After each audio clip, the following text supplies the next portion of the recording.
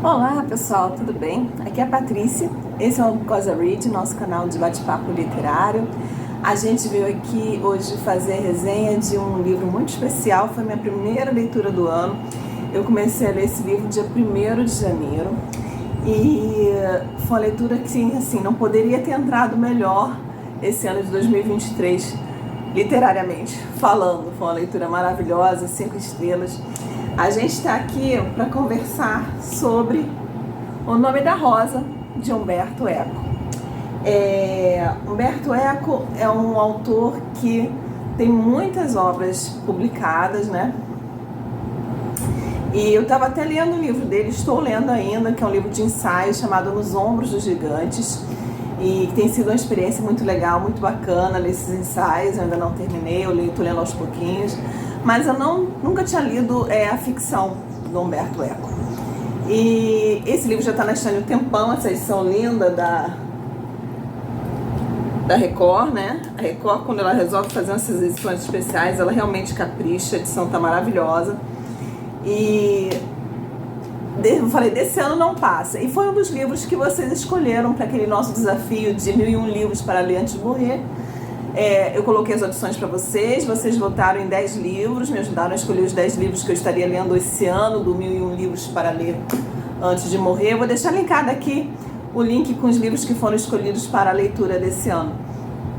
Então eu resolvi começar, eu não botei ordem para minha leitura desses 10 livros, e eu resolvi começar com O Nome da Rosa, do Umberto Eco.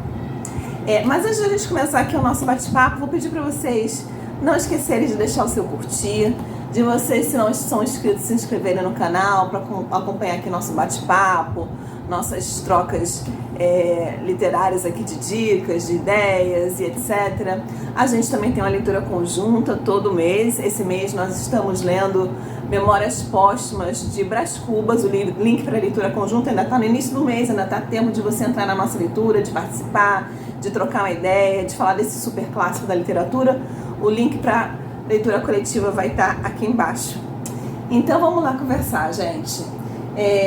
Vamos falar um pouquinho do Umberto Eco? Então, Umberto Eco é um autor italiano.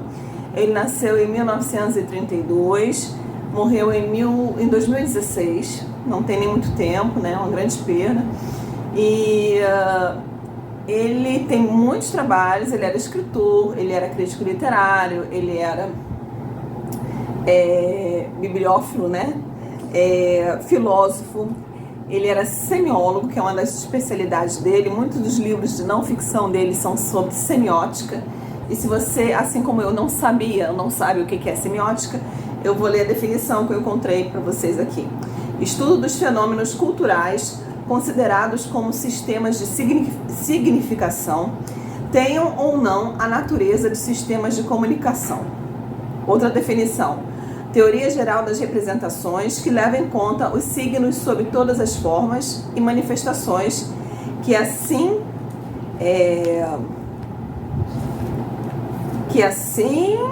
nem eu tô entendendo minha letra, gente. Que assumem de novo, vamos reler aqui. Teoria geral das representações que leva em conta os signos sob todas as formas e manifestações que assumem, linguísticas ou não. Pelo que eu entendi disso, gente, se alguém tiver alguma explicação melhor, por favor, deixe aqui nos comentários. Ele estuda signos, significados das coisas, de tudo, né, de forma geral, e como é que aquilo ali vai influenciando na rotina, de onde vem aquilo, para onde vai aquilo, qual o objetivo daqueles signos, daquelas manifestações ali de significado. Alguma coisa nesse gênero, né? E ele vai se utilizar disso aqui dentro desse livro de muitas formas. E ele também era formado, ele primeiro, quando entrou para a faculdade, primeiro ele cursou Direito, que o pai dele queria, porque queria que ele fosse advogado, mas logo no início ele já desistiu e mudou para a faculdade que ele realmente completou, que foi Filosofia Medieval e Literatura, que tem tudo a ver com ele, né? E esse livro nada mais é do que um tratado de filosofia medieval, né? Por isso que está tão bem escrito. Aí, o que mais que a gente vai falar daqui? Então, ele começou a escrever O Nome do Vento em 1978. E ele falou que a ideia veio, ele de repente deu uma vontade dele que ele tinha que matar, que envenenar um monge. Não sei de onde surgiu essa ideia, mas ele falou assim, não, botei na minha cabeça que eu tinha que envenenar um monge, então eu tinha que criar uma história baseada nisso aí. E ele falou que a ideia partiu a partir daí. O livro foi publicado em 1980, né, primeiramente em italiano e, lógico, depois traduzidos para muitas línguas. E Umberto Eco tem vários trabalhos de não ficção, né? Eu tenho alguns deles que eu não li ainda aqui em casa. Tenho Cemitério de Praga, não tenho, mas quero Pêndulo de Foucault. Tenho A Misteriosa Chama da Rainha Luana. E quero ler tudo agora do Eco, gente, porque eu gostei muito desse livro aqui. Então, o que trata esse livro aqui? Do que esse livro fala? Esse livro aqui vai nos trazer uma história que vai se passar em novembro, durante 7 dias de novembro de 1327. A história vai começar com o frei franciscano Guilherme de Bakersfield, que em inglês seria William de Bakersfield, e ele é inglês, né? É um frei franciscano que é inglês, chegando a uma abadia de monges beneditinos. E ele está indo para essa abadia com um objetivo muito específico. Ele está trazendo com ele um companheiro de viagem, um adolescente novinho, assim, não se define a idade dele no livro, mas a gente entende que é alguma coisa entre 15 e 18 anos, né? E esse menino novinho também é um noviço, só que ele ele segue a linha beneditina, que é a linha desse convento que eles estão chegando. Convento não, perdão, dessa abadia que eles estão chegando. E esse menino novinho se chama Adso de Melk. Normalmente naquela época os sobrenomes vinham do lugar da onde você nasceu, né? William de Bakersfield, Adso de Melk, Adelmo de Otrando, é sempre William de Ockham, é sempre o nome, mas o lugar da onde você veio, né? A sua origem. E aí o Adso de Melk, ele é, se eu não me engano, alemão. E é um menino novinho ainda, que desde a primeira infância, os pais dele colocaram ele no mosteiro para seguir a vida religiosa, né? E é um menino assim, muito inteligente, muito curioso. E os pais dele pediram pro William levar ele nessa viagem que ele ia estar fazendo para essa abadia no norte da Itália.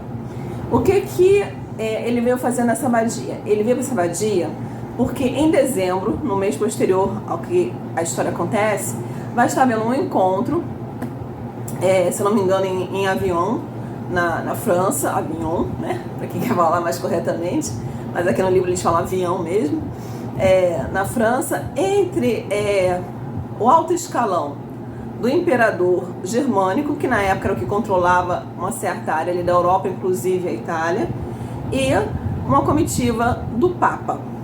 E o Papa está em Avignon. Não sei se, não fica muito claro para mim se o Papa vai participar desse encontro, mas acho que é só o primeiro escalão dele com o primeiro escalão do imperador. O que vai ser discutido aqui, a gente vai conversar um pouquinho mais adiante. Mas então, eles estão chegando porque o William de Bakersfield, né, o Guilherme de Bakersfield, foi encarregado pelo imperador germânico a fazer um pré-encontro, que eles chamam de capítulo, né? Nessa abadia, com a comitiva que está vindo, está chegando também, vai chegar dentro de alguns dias, essa comitiva do Papa, e já definia os pontos da conversa, né, gente? Naquele tempo não tinha computador, não tinha internet, não tinha nada disso, então a coisa era mais complicada. Então eles já iam definir a pauta e já assim definiu para onde ia se direcionar essa reunião, esse encontro, esse capítulo. Eu vou conversar sobre eles mais pra frente. E quando eles estão chegando nessa abadia, já bem perto, eles veem um grupo de monges vindo, andando apressadamente, e aí eles param, cumprimentam. Eu sou fulano de tal, eu tô indo lá pra abadia. Aí o Guilherme de Bakersfield, ele fala assim, vocês estão procurando o Brunello, né? O Brunello passou por aqui ainda agora, vocês vão encontrar ele no lugar tal. E aí o Adso, que tá com ele, né, o noviço, fica assim, o que ele tá falando, gente? E aí, o que a gente descobre aí? Que o Guilherme deduziu, pelas coisas que ele foi observando ali no caminho, pelo que ele observou daquele grupo que chegou de monges, que eles estavam procurando o cavalo do abade, né? E que esse cavalo se chamava Brunello e que ele tinha fugido para o lugar tal. Isso tudo sem nunca ter ido naquela abadia, sem conhecer o abade, sem conhecer o cavalo, sem saber de nada. Ele deduziu isso tudo e todas as informações estavam corretas. Tanto o noviço, Adson, quanto os monges que estavam ali ficaram abismados. Mas como é que ele sabe? Bom, aí eles continuaram a caminhar para a abadia. Esse grupo de monges chegou lá primeiro e avisou para o abade, ó, tá chegando aí o Guilherme de Bakersfield, e ele adivinhou onde estava o seu cavalo, que tinha fugido, assim. Bom, aí assim que ele chega lá, na abadia, o abade pede para conversar com ele, se apresenta e tudo, papapá, e aí fala assim, olha, você tem um poder de dedução muito forte, muito preciso. Então, e você é um ex-inquisidor, porque o Guilherme de Bakersfield era um inquisidor, né? Aquela época acontecia a Inquisição, uma das Inquisições, né, que já existiu na história, e a Inquisição medieval, e o Guilherme é um ex-inquisidor, ele não é mais, mas ele já foi. Então ele tinha essa capacidade de analisar, de julgar, de avaliar, né, se uma pessoa era culpada, se não era. E aí o abade, que se chama Abão, o abade falou assim para ele, olha, aconteceu um assassinato aqui ontem de um dos monges que trabalhavam na biblioteca, Adelmo de Otranto, e na verdade ele não sabe se foi assassinato ou não, né? Aconteceu uma morte, né? E eu gostaria que você investigasse o que aconteceu pra gente esclarecer isso antes que a comitiva do Papa chegue aqui. Aí o Adelmo falou, não, tudo bem, tranquilo. E assim vai desenvolver a história. Só que tem um detalhe: ninguém pode entrar na biblioteca. Só o bibliotecário e o assistente dele entram na biblioteca. Eles têm um salão, né? Dizem que pela descrição, porque o Humberto Eco vai descrever aqui nos mínimos detalhes, que essa abadia era assim uma das maravilhas da arquitetura, que era a coisa mais linda do mundo, que a biblioteca por fora já era uma coisa maravilhosa, que eles achavam que por dentro também seria, né? Só que eles têm lá um escritório, né, que eles falam em latim, aonde existem os copistas, porque naquela época os livros eram copiados pelos monges, né, para fazer cópias. Não sei, eu não esqueci o nome que eles falam aqui, os miniaturistas, que eram as pessoas que faziam os desenhos, tinha aquelas pessoas que eram desenhistas mesmo, que faziam as figuras, as ilustrações, né? Então cada um tinha o seu trabalho.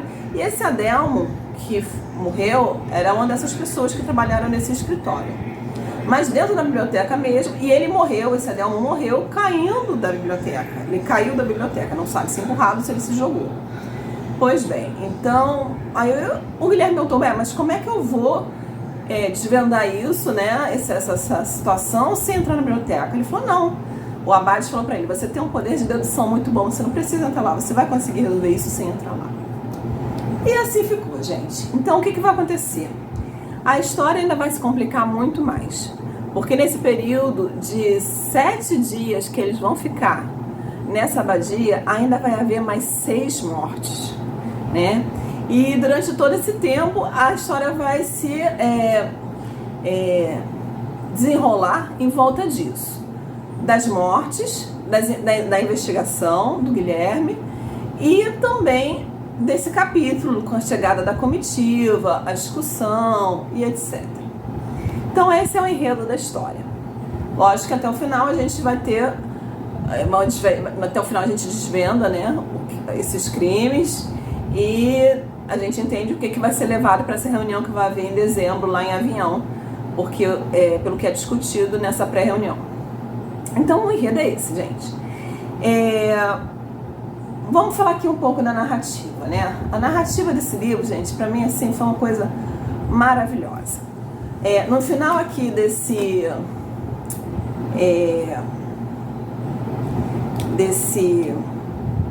livro, perdi a palavra, vai ter aqui um pós-escrito do próprio Humberto Eco, que ele explica nos mínimos detalhes o título, por que do título do livro, como ele teve ideia, como ele desenvolveu a narrativa, o que ele esperava com esse livro, quais os detalhes que eram importantes para ele passar para o leitor. Aí ele dá até um pouco do feedback que ele teve dos leitores em relação a esse livro, questões que os leitores levantaram que ele mesmo não tinha pensado. Esse pós-escrito dessa edição, tem essa edição em capa comum, nessa capa aqui especial, existe essa edição da Record também em capa comum. Eu não sei se as outras edições teriam esse pós-escrito do Humberto Eco, mas eu sei que essa, muito provavelmente a capa comum também da Record vai ter esse pós-escrito que é maravilhoso.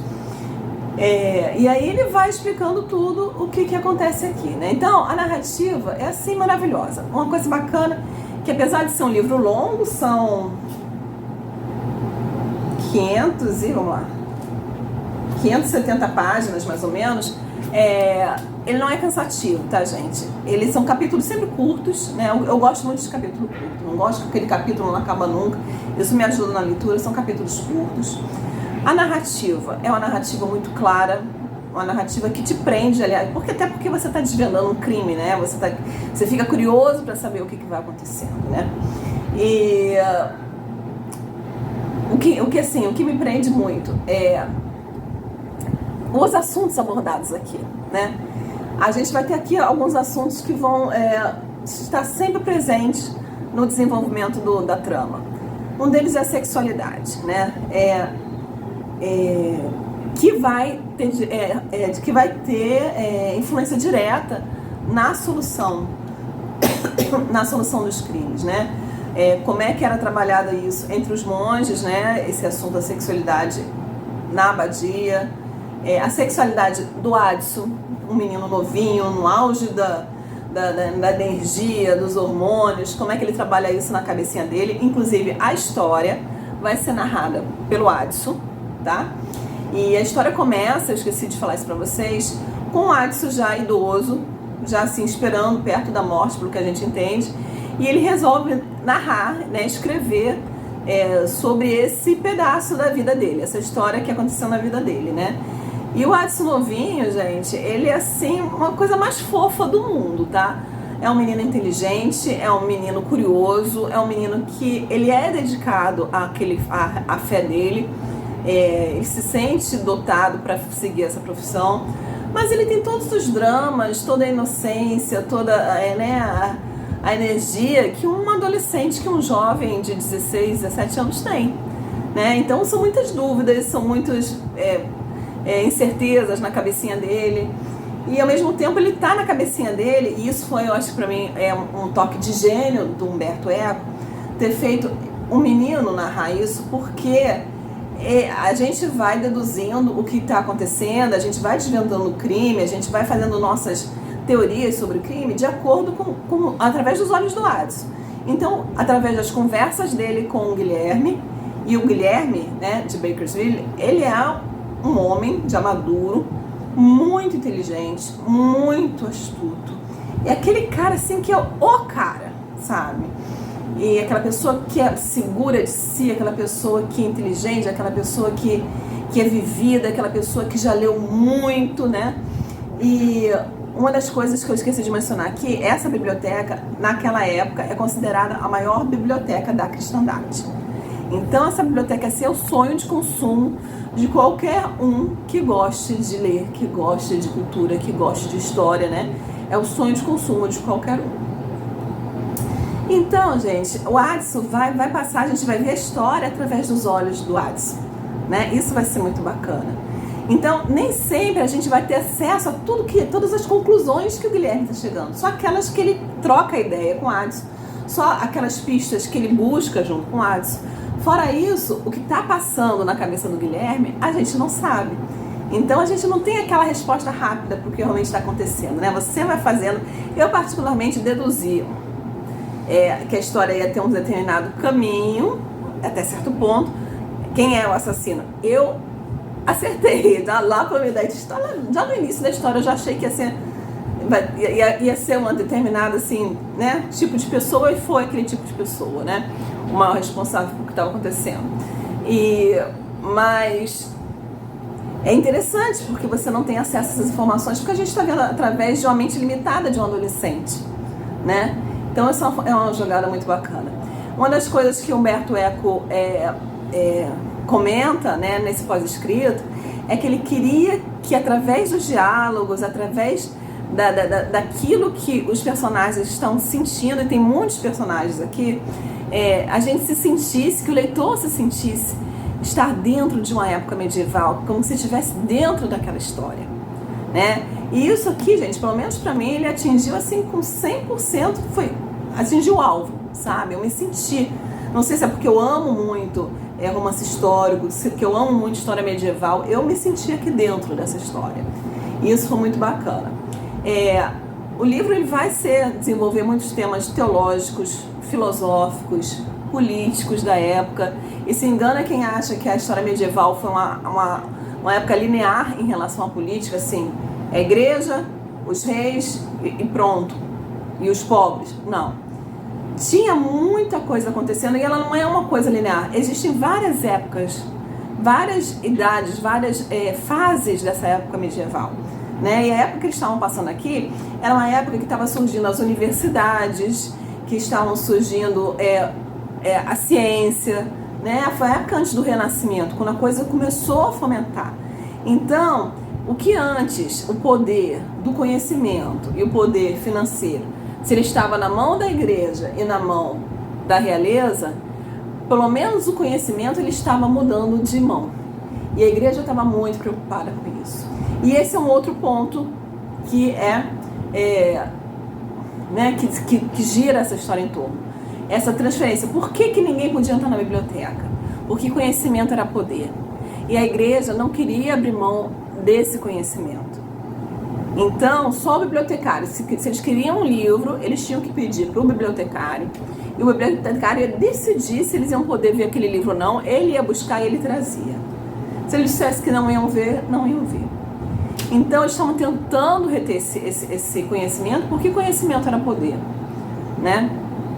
E eles falavam, a justificativa deles era que conhecimento não era para ser distribuído, e conhecimento era para ser perpetuado, mas não disseminado, né?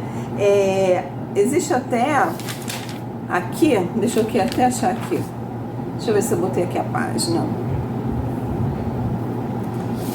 Vamos ver aqui.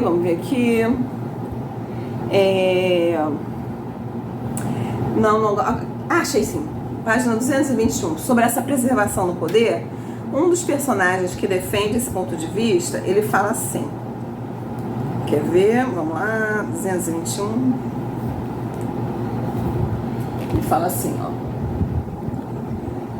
O saber não é como a moeda, que permanece fisicamente íntegra, mesmo através das mais infames barganhas. Ele é como uma linda roupa que se consome através do uso e da ostentação, né?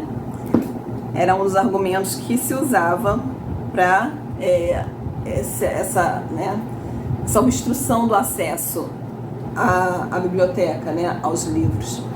Outro assunto que gira aqui em torno é a Inquisição, né, gente? Era a época da Inquisição, era uma forma de manutenção e exercício do poder pela igreja, porque ela acusava, ela julgava e ela dava, né, um veredito ali, o que ia acontecer.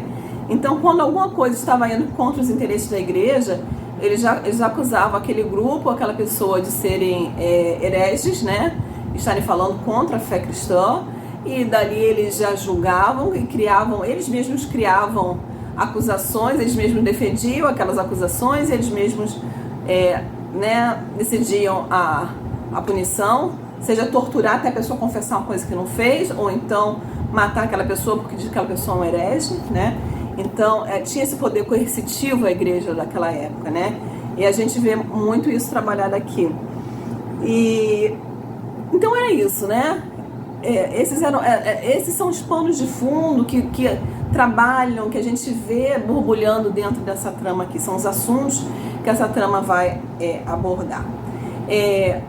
Eu queria falar mais uma coisa sobre esses assuntos, mas antes disso eu quero falar uma coisa muito interessante. O Umberto Eco fez uma coisa muito interessante aqui, uma brincadeira com esses nomes dos personagens, né? Porque alguns dos personagens aqui são personagens reais, não são, são personagens históricos, como por exemplo Bernardo de Guy. Bernardo de Guy é o clérigo responsável pela essa comitiva que chega na abadia vinda do Papa, né? Que o Papa mandou, ele é o responsável. Esse Bernardo de Guy realmente foi inquisitor, um dos maiores inquisidores da época medieval. Ele tem ainda escritos que estão preservados sobre a Inquisição, sobre como é que funcionava a Inquisição. A gente tem o Frei Hubertino, que é um super amigo do Guilherme de Bakersfield, que é um frei franciscano que também existiu de verdade. A gente tem o Cardeal Bertrand, que também é um personagem histórico da igreja. Então, gente, alguns personagens aqui realmente existiram e o Humberto Eco trabalhou com fatos que realmente aconteceram naquela época. Por isso que a época está muito específica desse livro aqui, novembro de 1327, entendeu? Ou alguém que ele vai sempre citar aqui, sempre não, mas pelo menos umas 3, 4 vezes, ele vai citar Dante, né? Dante, a minha biografia maravilhosa que eu li agora em dezembro, né? Ele vai citar Dante porque Dante morreu em 1321, isso aqui se passa em 1327, né? Então, vira e mexe, o Guilherme vai citar o Dante. E a gente tem os personagens que são fictícios, como o próprio Guilherme de Bakersfield, como Adson de Melk. E uma coisa interessante, por exemplo, o Guilherme de Bakersfield foi uma homenagem do Humberto Eco ao Sherlock Holmes. Ao Sherlock Holmes, né? Porque uma das principais histórias de Sherlock Holmes é os cães de Bakersfield, dos Bakersfield, né? Então, por isso esse sobrenome de Bakersfield. E William, né? Esse nome dele em inglês, William de Bakersfield.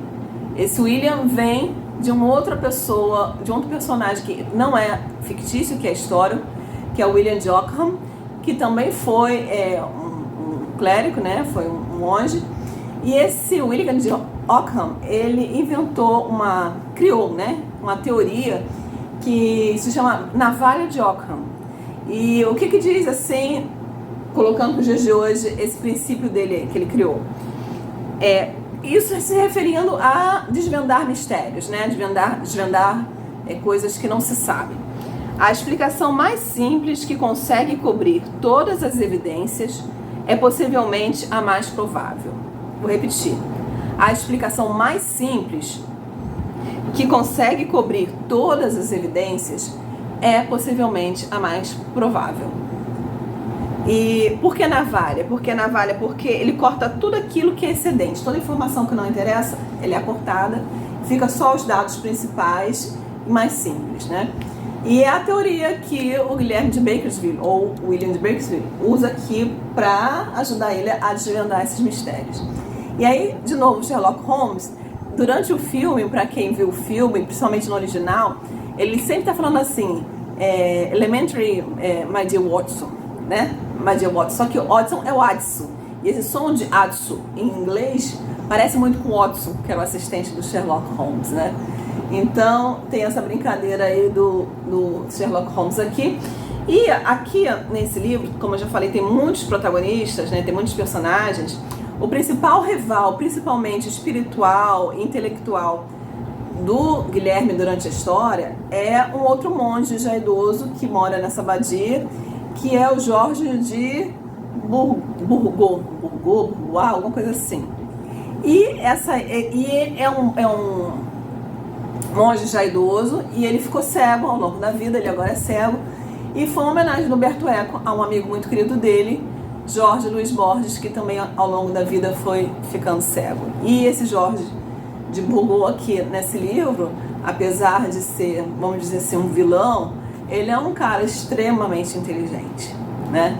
Então foi uma outra homenagem que o Humberto Eco fez aqui no livro, né? E aí, voltando aqui, é interessante falar aqui também, é importante falar que o que ia discutir esse capítulo, né? O que seria a grande discussão, o tema que envolve essa reunião deles aqui, que depois ia passar lá para o avião. É porque os franciscanos defendiam o voto de pobreza, dizendo que Cristo era pobre, que Cristo não tinha propriedades, então eles seguiam essa linha da pobreza. E o Papa não queria que isso acontecesse, porque se a igreja reconhecesse esse voto de pobreza, né, esse exemplo de pobreza, tem que seguir isso, a igreja ia ter que abrir mão de toda a sua riqueza, né, de todo o ouro, de todas as doações e por aí vai. E a igreja não queria reconhecer isso, né? Então havia essa discussão, um dos assuntos discutidos principalmente aqui nesse encontro na abadia foi se a igreja deveria seguir ou não esse voto de pobreza. Inclusive, eles queriam acusar de hereges os franciscanos ou qualquer outro grupo que assumisse esse voto de pobreza, né? E a outra coisa, a grande questão também por trás disso era a quem pertence o poder de decidir, de governar, de administrar as terras, principalmente ali da Itália. Ao Papa ou ao Imperador, né? Essa era uma outra grande questão levantada aqui no livro. Então, gente, é mais ou menos isso. É todo esse pano, é tudo isso que envolve essa trama. A gente vai ver aqui muitas discussões filosóficas, muitas discussões teológicas. Vai aparecer 1001 referências a seitas ou ordens religiosas aqui. Eu decidi só me deixar levar, tá? Não tentei entender todas. Mas é uma história que te prende, do início ao final. Eu fiquei muito envolvida com essa história. Eu adorei essa leitura. Aprendi muito. Parei para refletir sobre muitas coisas. Muitas coisas eu achei que cabem, apesar de ser era medieval e século, né? A gente está em 2023. Muitas coisas ainda cabem aqui entre esses 700 anos aí de história. A gente ainda pode aplicar aos dias de hoje, né? As lutas pelo poder, as ideologias como forma de manipulação, tanta coisa acontece aqui, né? É uma história que vale muito a pena, né? E uma coisa assim que me prende demais aqui, né? É porque mais do que não existe uma batalha física real, mas existe uma batalha intelectual aqui do Guilherme com alguns outros personagens, principalmente esse Jorge de Burgos. E um dos trechos que o Adson, né? O Adson, que é o narrador, observando já quase no final do livro, uma conversa, né? Uma argumentação entre o Guilherme e o Jorge, ele fala assim dessa argumentação. Deixa eu ler aqui para vocês um trechinho.